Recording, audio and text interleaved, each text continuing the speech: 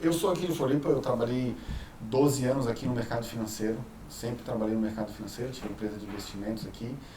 Na minha última passagem aqui no Brasil, no mercado financeiro, eu trabalhava na Soma Investimentos, que é uma gestora grande aqui, e ali eu estava estruturando projetos desse tipo. A gente chegou a estruturar todo um fundo de investimento imobiliário.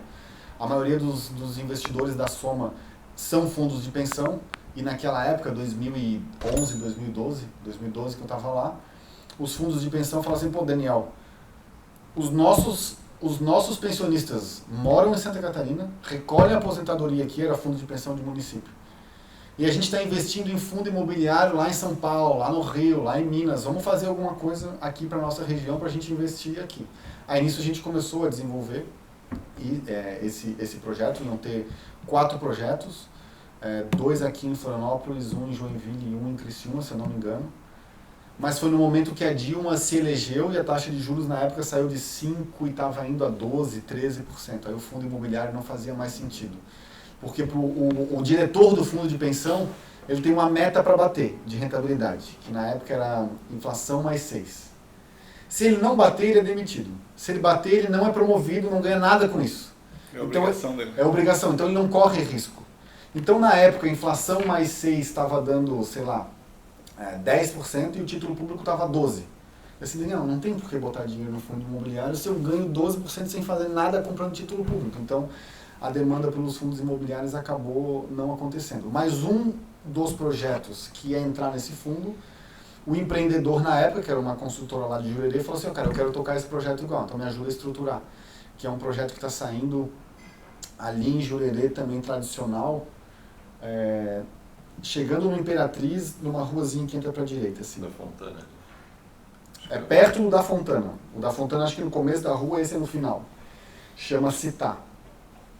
Città Residencial. Era um projeto na época de 60 milhões e a gente fez toda a estruturação para essa construtora, a estruturação jurídica num formato de fundo e para captar o recurso. Então eu coordenei toda essa etapa. E na hora que depois que a gente fez isso, a gente montou esse projeto de investimento aqui, o primeiro lá de cima, para construir aquele prédio. Nessa época a construtora funcionava ainda, o nome dela era Tross.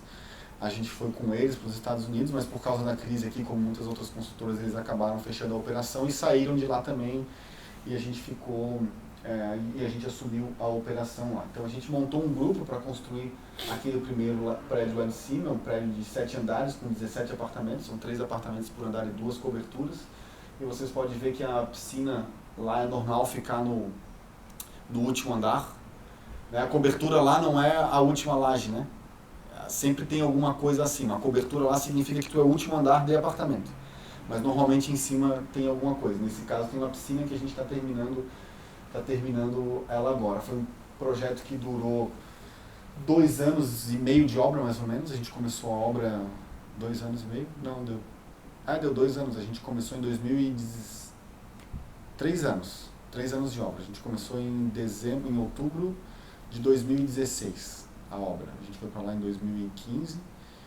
Em outubro de 2016 a gente começou essa obra e está basicamente agora finalizando as últimas coisas do bombeiro.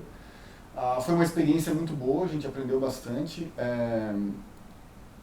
Foi também um dos motivos que a gente desistiu de construir prédio, porque hoje a situação de Miami tem muito apartamento à venda.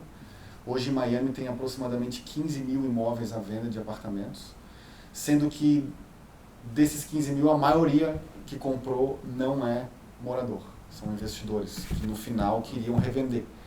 Então, assim que foi entregue, eles botaram no mercado e por isso o mercado hoje lá está com 13 meses de estoque disponível. Então, demora 1 ano e 1 mês para consumir todo o estoque se ninguém lançar mais nada. Mas essa é uma característica ali da Miami?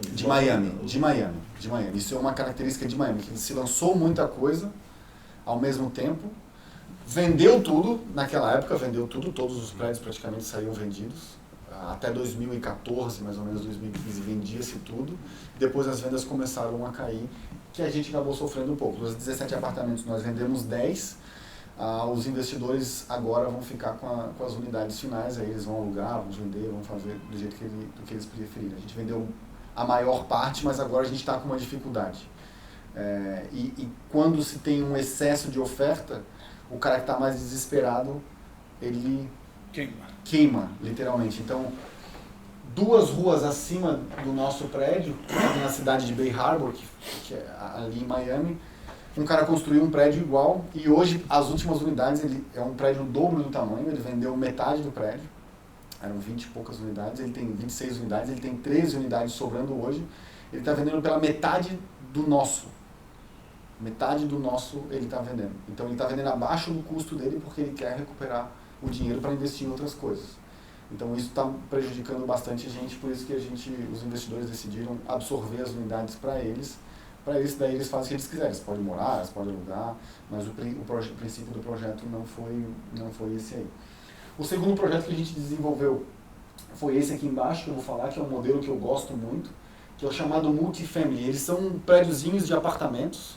Esse aqui são 10 apartamentos em cada um desses 2 prédios, é um terreno só. E a característica principal desse aqui é que ele não tem as unidades individualizadas, o prédio todo tem um dono só e ele aluga essas unidades. Eles normalmente são obrigatoriamente para aluguel. Se ele quiser vender cada unidade, daí ele tem que individualizar. E esse é um modelo muito legal, porque apesar das taxas de juros dos Estados Unidos estarem caindo, sempre tem um público que não tem acesso a crédito. E é esse cara que vai acabar alugando esse tipo de imóvel. Aqui, Bay Harbor, onde está, os 2 nossos primeiros projetos foram em Bay Harbor, tem uma característica de que a escola é pública e é muito boa. Então ela é nível A há 15 anos e muita gente quer morar na cidade para poder botar o filho na escola, porque lá a escola pública só aceita quem é daquele CEP ali. Então a pessoa precisa morar ali para botar o filho na escola. Então por isso que os imóveis são mais caros. Um imóvel hoje no prédio que a gente está vendendo está na faixa de 650 a 700 mil dólares. Mas o cara faz a conta, porque eu tenho 2 filhos. Cada criança numa escola particular aqui custa 60 mil dólares por ano. Então 120 mil dólares por ano. Vezes 10 anos que essas crianças vão estudar numa escola, o cara vai botar 1,2 milhão, entre aspas, fora, não é fora porque é educação, mas ele não constrói patrimônio para ele. Ele prefere botar isso no imóvel e deixar a criança numa escola pública boa. Então a mesma coisa acontece com o aluguel. O cara não tem 750 mil para comprar um imóvel, mas ele quer que as crianças estudem ali. Então ele paga um aluguel de 1.500, 1.800, 2.000 dólares por mês para a criança poder estudar nesse colégio, nessa escola. Então é um modelo que tem uma rentabilidade, uma rotatividade baixa e uma ocupação normalmente alta se tiver numa região boa. E com as taxas de juros baixas, o retorno que ele dá entre 6% e 9% ao ano líquido acaba sendo bem atrativo, tanto para o investidor americano e agora para o brasileiro também, já que a taxa Selic agora caiu a 5%, tira 2,80% de inflação, tira imposto de renda, não sobrou nada. Então acaba se tornando uma alternativa de investimento boa. Então esse é um espectro que a gente está hoje desenvolvendo esse tipo de projeto para quem não tem crédito, ou seja, eu estou na menor ponta do nível de renda da economia, aquela pessoa que não pode comprar um imóvel, mas dificilmente a última coisa que a pessoa deixa de pagar é a moradia, então ela vai pagar o aluguel de qualquer jeito. E nos modelos de renda é por isso que a gente gosta mais. Hoje a gente está aí, os Estados Unidos com 10 anos de crescimento a 2%, 3% ao ano, e isso vai parar em algum momento. Deve vir uma recessão nos próximos 2 ou 3 anos. Mas recessão é simplesmente um crescimento zero ou um pouco negativo. Não é crise ou depressão como existiu 10 anos atrás, né? Que todo mundo fala em recessão nos Estados Unidos e imagina a catástrofe que foi 2008. Não é isso. Estamos crescendo a 3%, vamos crescer a zero. Isso é uma recessão. Tecnicamente, isso é uma recessão. E quando cresce a zero, diminui emprego, diminui crédito, a classe média é a que mais se ferra, porque a classe média ela depende exclusivamente de crédito para tudo. Ela compra o carro no leasing, ela compra o imóvel financiado, e se ela não tem dinheiro para financiar, se ela não tem emprego, ela não pode pegar financiamento, ela não tem como comprar um imóvel. Então é melhor hoje eu desenvolver imóvel para quem vai alugar, porque se a classe média for afetada, ele não vai comprar, ele vai alugar, do que eu ir para, por exemplo, um modelo de lojas comerciais ou de salas comerciais. Porque numa recessão, a empresa não precisa ter um escritório a mais, mas a pessoa não vai morar debaixo da ponte. Então ela sai do imóvel que ela está pagando mais caro, vai para um imóvel mais barato, divide aluguel, mas o cara aluga. Agora, no comercial e no industrial, a empresa fecha a porta. Então é um modelo que a gente tem, não estou dizendo que é o mais correto, mas no nosso entender, olhando esse risco, de existir um resfriamento da economia, é melhor eu estar fornecendo habitação do que sala comercial, porque a sala pode ser desfeita a qualquer momento. Mas é cultural deles esse negócio de não atrasar o aluguel da moradia? Daquela preocupação dele? Porque assim, ó, em 90 dias eu tiro o cara lá de dentro por bem ou por mal. Esse imóvel aqui que a gente tem, o objetivo da gente ter comprado esse imóvel era construir um outro prédio, mas como as vendas estão declinando, a gente não vai construir mais. Então, durante 1 ano e meio, a gente manteve esse imóvel ativo, gerando renda, com pessoas morando ali. E teve uma pessoa que não pagou o aluguel. É bem simples, a gente entra com o processo, manda o cara sair, se o cara não sair, o oficial, o policial da cidade vai lá com mais 2 caras, revólver na cintura, mão dentro do revólver, bate na casa do cara e fala, tu tem até o meio-dia para sair. Ele falando e mais 2 atrás. É uma cena bem difícil de ver, mas é o que acontece. E o cara sai. Então ele tem que sair. Se ele não sair, ele vai ser preso ou ele vai ser tirado à força. Então esse processo é muito mais fácil. E por motivos como esse, o cara não quer tirar o filho dele da escola. Então ele vai fazer de tudo para pagar aquele aluguel. E nesses condomínios, nesses prédiozinhos, a gente faz justamente para ter esse poder de fazer o despejo rápido, contratos mês a mês. Diferente de um prédio como esse aqui. Se eu fosse o dono de um apartamento num prédio desse, fosse alugar para alguém, eu ia fazer um contrato de 1 ano, de 2 anos. E obrigar o cara a ficar lá. Então é todo um processo um pouco mais lento para a gente poder tirar a pessoa lá de dentro. Agora, quando eu faço mês a mês, venceu, cara, tu não pode estar mais aqui no dia seguinte. Então tem um prazo de 20 dias que a pessoa pode fazer ali e tal. Mas ele vai ter que me pagar isso dobrado. Então ele se motiva mais a não pagar, para não ficar inadimplente nesse tipo de imóvel. E em 2017, quando a gente começou a ver que a venda de apartamentos estava bem difícil, a gente começou a pensar no modelo de casas. Daí a gente estudou a construção de casas de baixo padrão, enfim, ou de médio padrão, e casas de alto padrão. As duas têm o lado bom e o lado ruim. O lado ruim, o lado bom das casas aí de 300, 400 mil dólares, 500 mil dólares é que elas tendem a girar mais rápido. O lado ruim desse mercado é que hoje ele está extremamente, também tem muito inventário disponível e a margem é muito pequena, porque quem conhece o padrão construtivo lá vê que é muito inferior do nosso aqui. É tudo muito comoditizado. Assim, a parede, se a parede não ficou reta, azar, vai ficar torta, e vamos para a próxima, tem que ganhar na velocidade e na escala. Então a margem é muito pequena. Para dar um exemplo, a gente está executando a obra, não é um projeto nosso, mas a gente está executando a obra para um investidor lá, de um conjunto de 28 casas geminadas, que a gente chama de townhomes, são aquelas casinhas uma do ladinho da outra. Cada casa vende por 240 mil dólares, mais ou menos. O lucro de cada casa é o lucro líquido, já levado em consideração que teve que fazer infraestrutura no terreno, custo do terreno, juro de banco para financiar, tudo. O lucro líquido daquela casa antes de impostos, de cada uma das casas, 14 mil dólares. Uma casa de 240 mil dólares, o lucro de cada casa individualmente é 14. Beleza, o cara está construindo 28, mas mesmo assim, se ele errar na compra do drywall, do parafuso, não pode dar nada errado. Então é uma margem muito pequena. E de novo, quando a gente vê um momento como agora, que daqui 2, 3 anos a gente pode ver uma queda da economia, que incentivo que eu vou dar para um comprador desse se a minha margem é só 14 mil dólares? Vou descontar 14 mil do preço? Não faz muita diferença para esse cara que vai financiar 97% do valor do imóvel, como tem linhas de crédito para esse tipo de gente. Então, para esse tipo de comprador. Então isso incomoda um pouco a gente ter pouca gordura para trabalhar, se a gente quiser, ó, cara, foi longe demais, temos que queimar, vamos embora. Quando a gente vai para casa de alto padrão, principalmente assim, na água, né, de frente para o canal, que tem acesso ao oceano, porque lá a comunidade náutica é muito forte, tem pouco inventário de casa nova, o que tem ainda hoje é muita casa antiga que foi reformada, tipo essa aqui assim do lado. Ela está bonitinha porque ela foi reformada por alguém, mas é uma casa antiga, uma casa baixinha, o pé direito dela é baixo, uma casa pequena. Então uma casa daquela ali custa hoje 1.800.000, 1.900.000 mais ou menos. Antiga, 1950, 1960, reformada, mas é o que tem. Então as pessoas estão pagando para isso e estão pagando um prêmio para casas novas. Então essa casa aqui que a gente está construindo fica em Hollywood, essa aqui foi a que eu comentei com vocês que foi a reformada. O custo total dessa casa aqui, 2 milhões e 200 mil dólares, aproximadamente. Já com todos esses problemas, porque ela era um pouco menos. Então, aí a gente vê como é bom ter gordura para a gente trabalhar. Então, 2 milhões e 200, a gente está vendendo ela por 2 milhões e 900. Então, aí tem 700 mil dólares de lucro ainda, mais ou menos, para a gente ter. Com 700 mil, cara, se eu quiser vender mais rápido, eu posso dar um desconto para o cara, posso dar um incentivo a mais para o corretor para me trazer comprador. Então, a gente tem mais margem para trabalhar. E é uma obra que demora um pouco mais para ser feita, como a gente falou. Nesse caso, teve problemas da reforma, mas é uma obra que se faz em média um ano e meio.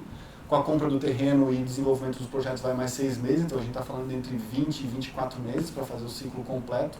E a gente tem uma gordura boa. Essa segunda casa aqui é a casa de Lighthouse Point. Lighthouse Point fica um pouquinho acima de Fort Lauderdale. Daniel, acho que vale um parênteses aqui. Pode falar. Se permitiu. Como é que o Daniel fez todos esses estudos e também o que me deu segurança para investir? Eu invisto naquelas 2 casas ali, eu estou numa parceria ali com o Daniel. Lá os cartórios, eles são abertos, é público, para todo mundo saber as transações, quantas tiveram, quantas não tiveram, qual o valor das transações, o que tem no mercado para vender, o que não tem. Então foi feito um estudo todo pelo Daniel lá, por exemplo, casas de acima de $1 milhão nessa região, tem 24 para vender, venderam 26 no último ano, porque nesse último teve mais 2 que já entraram e foram vendidas e tal. Casas de tanto a tanto, está baixando as vendas, tem tanto de estoque, então todo esse estudo é feito. Não sei se o Daniel deve ter aí para mostrar, né? Vou mostrar. Então é um negócio que a gente consegue dar uma olhada, uma analisada e ver, vamos por aqui, vamos por ali. Então, todos os negócios que a gente vou dizer aí que é 90% daqueles que são feitos dentro do sistema MLS, que até aproveitar para explicar. Aqui quando a gente vai vender o imóvel, eu vou ali na Brunholi e boto meu imóvel lá, para vender lá. Aí aquele corretor, beleza, se o Diogo for lá e pedir por uma casa, eu quero uma casa na frente do canal com 5 quartos, até 3 milhões, e ele tiver, o Diogo vai comprar ali. Se ele não tiver, o Diogo vai ter que fazer o quê? Em outra imobiliária, até ele achar a casa dele. Lá funciona diferente. Eu registro o meu imóvel numa imobiliária igual, vou lá na Brunholi e registro com eles, e eles são o meu representante de venda. Só que eles pegam esse imóvel e cadastram um sistema chamado MLS, que é Multiple Listing System, sistema múltiplo de listagem de imóveis. E todas as imobiliárias têm acesso a todos os imóveis. Então, quando o Diogo vai na Gralha Imóveis e fala lá para o corretor dele, eu quero um imóvel em Lighthouse Point, de frente para o canal, de frente para a água, pago até 3 milhões e alguma coisa e tem que ter 5 quartos. O cara entra no sistema, bota o filtrinho aí. O cara entra no sistema, bota e vai aparecer todos os imóveis, estando na imobiliária dele ou não. É lógico que se ele tiver, ele vai dar preferência para mostrar o imóvel que ele tem. Porque lá, quando eu quero vender, eu vou pagar 6% de comissão. Esse 6% normalmente vai ficar 3% para o corretor que me representa e 3% para o corretor que representa ele. Se ele que me representa acabar achando o cliente, ele vai ficar com 6% para ele. Agora, se quem achou foi o corretor do Diogo, na hora que a gente faz lá o closing, a escrituração no cartório, o próprio cartório, na hora que recebe o dinheiro da venda, já vê no contrato lá quem é que está participando e ele já transfere os 6% para cá, e o 3% para cá e o outro para lá. Não fica a cargo do vendedor pagar depois e dar gato igual às vezes acontece aqui, né?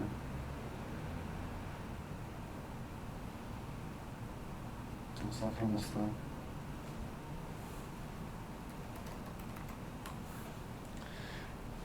Esse sistema é local, então? Ele é regional.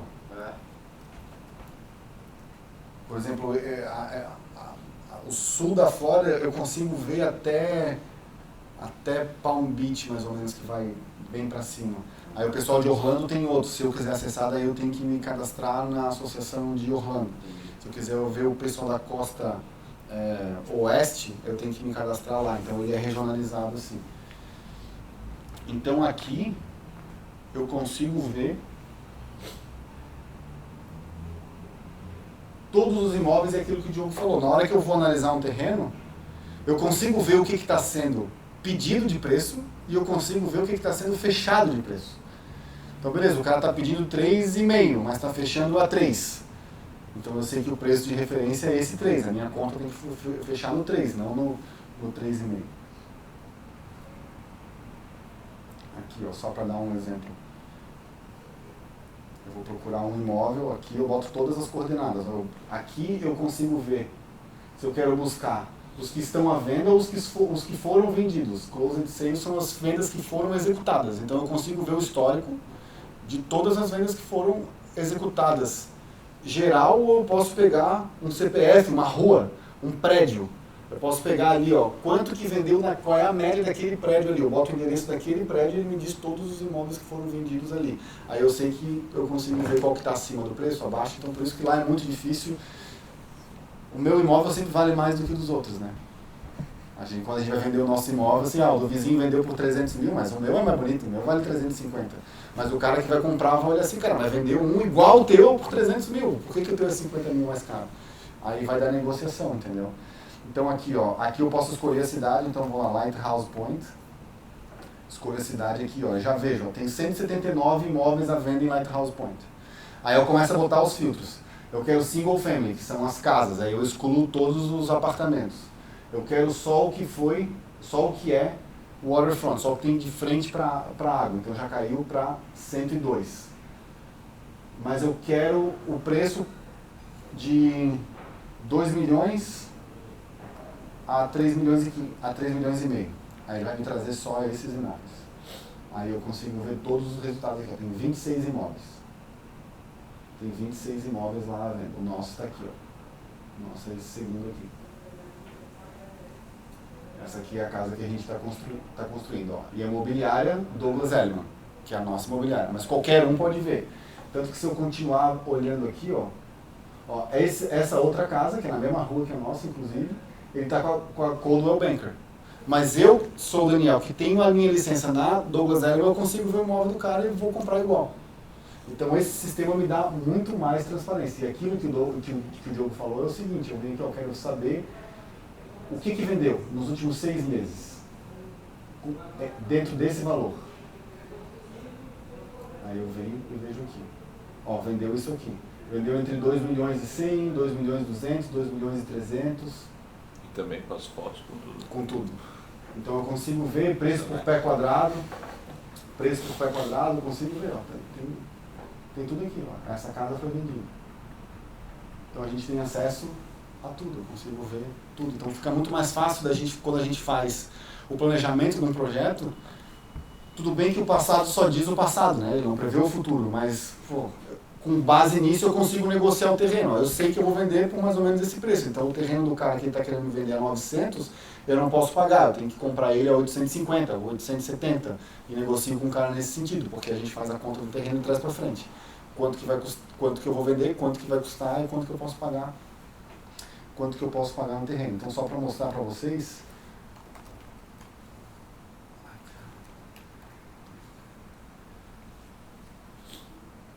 quero mostrar por que a gente foi para aquela área e como é que funciona o nosso racional. Lighthouse Point é essa área aqui. Ó. Isso aqui é uma cidade, tá?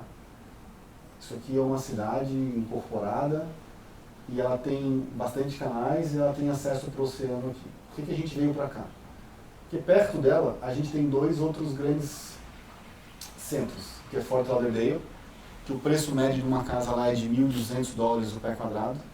E a gente tem Boca Raton, que vai de $1.500 a $2.000 o pé quadrado. O pé quadrado multiplica por 10, é como se fosse $20.000 o metro quadrado. Lighthouse Point tem as mesmas características que aquelas pessoas buscam, que é água, que é barco, e hoje é vendido por $600, $700 o pé quadrado. Então muita gente que mora aqui para dentro e quer ir para a praia, quer ir para esse tipo de comunidade, tem buscado Lighthouse Point justamente por esse motivo. Tem novas casas aparecendo, como a nossa, tem saída para o oceano e tem potencial de valorização. Diferente de Boca Raton, que hoje o preço do terreno mais construção é o preço final da casa, e Fort Lauderdale é a mesma coisa. Então as pessoas estão buscando isso. Então é esse tipo de coisa que a gente analisa quando vai desenvolver o projeto. E a mesma coisa a gente fez para Hollywood. A outra casa que a gente está construindo fica aqui. Hollywood é a cidade, não sei se vocês já viram, que eles construíram agora um hotel em forma de guitarra. Fica mais para o oeste, fica mais aqui assim, esse hotel. E a nossa casa, ela está bem aqui. Se não me engano é essa aqui. Então a gente também tem a mesma característica. O cara sai daqui, pode ir direto para o oceano. Essas pontes, elas são fixas, mas elas são altas. Então o cara pode ter barco de qualquer tamanho, que isso é um problema. Se tu tem uma ponte fixa baixinha, o cara só pode ter lanchinha pequena, aí o preço da casa cai bastante. Então todos esses fatores a gente avalia. Por que na época a gente veio para Hollywood, que foi a primeira? A gente viu que toda essa área aqui de Miami estava saturada. Muita coisa já disponível. Então, o que estava acontecendo na época no mercado? Crescendo de Fort Lauderdale para baixo e de Miami para cima, que é onde está localizado Hollywood. E a mesma coisa está acontecendo daqui para lá, de Fort Lauderdale para cima e de Boca Raton para baixo. Então, essas áreas entre os grandes centros são as que têm hoje maior potencial de valorização e é por isso que a gente está indo para lá. Então, isso é basicamente só uma introdução do que a gente fez ou está fazendo e o porquê disso, né? E para a gente apresentar as estratégias de investimento. Mas o comprador ali, ele optaria por Lighthouse só por uma questão de preço ou tem algum outro aspecto, né? Vamos fazer aqui algum paralelo. Cara, eu posso comprar uma cobertura em Jurerê Internacional. Sim. Por X, mas eu também tenho uma cobertura igual em ingleses. Sim. Né? Mas existe aquela que poxa, ingleses, Jurerê Internacional. Tem um label a mais, né? Então, tem. E aí, nessa comparação de Boca Raton... A mesma coisa. O cara que tem potencial para comprar em Boca, ele vai para Boca. Só que a mesma casa que eu estou construindo em Lighthouse Point, se eu for para Boca, essa casa vai custar 6, 7 milhões. Então o fator do preço é um fator determinante. Mas a região de Lighthouse Point também atrai o pessoal de barco. Os barcos que a gente vê ali em Lighthouse Point, barco de pesca, o cara tem uma casa de 3 milhões, ele tem um barco de 2. Então são pessoas que, como um amigo meu que tem barco, a gente estava andando lá um dia, a gente passou na frente de uma casa e ele falou assim, esse cara está com as prioridades certas, barco novo, casa velha, é isso aí. Então o cara que gosta disso, ele faz essa conta. Assim, pô, eu tenho 6 milhões para gastar em tudo. Vou comprar um puta barco e uma casa legal. Não vou estar em Boca, tudo bem, mas eu vou estar em Lighthouse Point que vai me servir igual, entendeu? Então, nesse sentido, Lighthouse Point ela é um pouco... Mas por que então não Pompano Beach, que é embaixo, não teria o mesmo prestígio? Porque Pompano Beach já é... O padrão das casas lá já é mais baixo. Apesar de ter o mesmo negócio que é água e acesso para o mar, o padrão das casas é mais baixo. Então, Lighthouse Point, o padrão é um pouquinho melhor, então as pessoas preferem ficar dentro daquela comunidade. Uma coisa que afeta bastante é, Pompano Beach tem muito estrangeiro. Pompano Beach tem muito estrangeiro. É a segunda maior comunidade brasileira, por exemplo, de fora do Brasil. A maior é a primeira maior, desculpa. A maior é Pompano e a segunda é Boston. E Lighthouse Point é só gringo. Então eles também têm um pouco dessa coisa de não querer se misturar, entendeu? Então isso acontece. A gente já está tendo demanda por essas casas, mas casa lá, diferente de prédio que o cara compra na planta, porque daí ele vai pagando, casa normalmente o cara quer entrar e morar, comprar e morar. Então no prédio ele está acostumado a comprar na planta e lá a gente entrega sem piso. Né? Não entrega com piso, entrega só com a cozinha completa, mas sem piso, sem nada de decoração. Então o apartamento, quando ele entra, ele ainda tem que fazer todas essas obras. De botar piso, de fazer a decoração dele, de pintar, de botar a cortina e tal. A casa a gente entrega completa. Inclusive, quando a gente termina a obra, a gente fala com uma empresa de decoração de móveis, eles decoram a casa para nós, consignado, deixam os móveis lá, e isso vira também fruto de negociação na hora de vender a casa. Que eles perguntam, já posso comprar com os móveis? Os móveis estão inclusos? Não, mas pode ser negociado e a gente faz com eles. Porque eles querem, cara, entrar com a mala. E outro fator que a gente também foi pro lado do alto padrão é que 65% das compras acima de 3 milhões de dólares são à vista.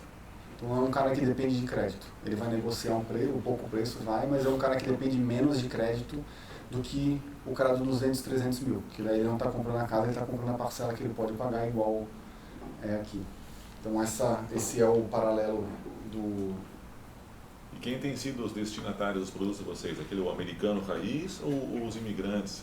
Não, o americano raiz. A gente tem feito bastante campanha No para o pessoal do norte, que isso é uma outra coisa que eu vou mostrar para vocês. A Flórida hoje está atraindo muita gente. Até saiu uma notícia 2 dias atrás do Trump, que ele falou assim, agora a minha casa de West Palm Beach, que fica ali na Flórida, eu vou fazer ela como meu domicílio primário, não em Nova York. Por um motivo muito simples. A Flórida não tem imposto de renda no nível estadual e municipal. Porque lá nos Estados Unidos, além do federal, os estados podem ter os seus próprios impostos de renda. O estado pode cobrar imposto de renda do cidadão e o município também. E Nova York cobra, tanto no nível municipal quanto no nível estadual. Então, uma pessoa hoje que mora em Nova York, ela pode chegar em imposto de renda até 48%, 50%. Quando ela soma tudo. E o Trump, 2 anos atrás, quando ele assumiu, 3 anos atrás, quando ele assumiu, ele passou uma proposta no Congresso de limitar o quanto tu pode compensar de um nível no outro. Porque tu primeiro paga o municipal, aí o que tu pagou aqui tu compensa no estadual, o que tu paga no estadual tu compensa no federal. Então tu ia pagando só, no final tu pagava a alíquota máxima, né? Agora ela é cumulativa. Ele tem um limite de $10 mil. $10 mil para o Trump é nada que ele pode fazer. Então o que eles fazem? Compram um imóvel num estado como a Flórida, como o Texas, como o Arizona ou o Alasca, ninguém vai querer ir para o Alasca, que não tem esses impostos. Ele passa 6 meses do ano lá e aquilo passa a ser o domicílio fiscal dele. Então ele se isenta dessa tributação estadual e municipal. Como que ele passa 6 meses? Passa uma semana num lugar, uma semana no outro. Uma semana num lugar, uma semana no outro. Ao longo do ano ele passou metade do ano num lugar, metade no outro. Aí ele economiza esse imposto. Então esse pessoal do norte está vindo muito para baixo. Inclusive a cobertura daquela mulher que está enchendo o saco por causa de $50 mil, ela é de Nova York. Ela fica uma semana lá e uma semana em Nova York. Uma semana lá e uma semana em Nova York para ela poder pagar menos imposto. Então, na casa de Hollywood teve um cara de Chicago que foi lá olhar, porque ele vem todo... Depois do Thanksgiving, da Ação de Graças, que é na... 15 de novembro. Na segunda sexta-feira de novembro, na segunda ou na terceira, eles começam a descer. Porque daí lá fica muito frio, o pessoal pega e desce. E fica lá, passa novembro, dezembro, janeiro, fevereiro e em março volta, normalmente. Então enche de gente do Canadá, de Chicago, de Nova York, que eles descem, de Connecticut, que eles descem, para morar ali. Então esse público é um grande público potencial para comprar essas casas. Daniel, só para ilustrar o que ele está falando, eu estive lá agora em setembro e comecei com uma brincadeira de bater foto das placas dos carros para ver de onde é que vem o pessoal que está na Flórida. Consegui em todos os estados, faltou Alasca, Havaí, lá começa com W lá, que tem um cowboyzinho na placa. O Wyoming. Wyoming. Até consegui, mas a foto ficou toda borrada, estava na estrada. E mais 3, cara. O resto, todos os estados, inclusive Ontário, que é no Canadá.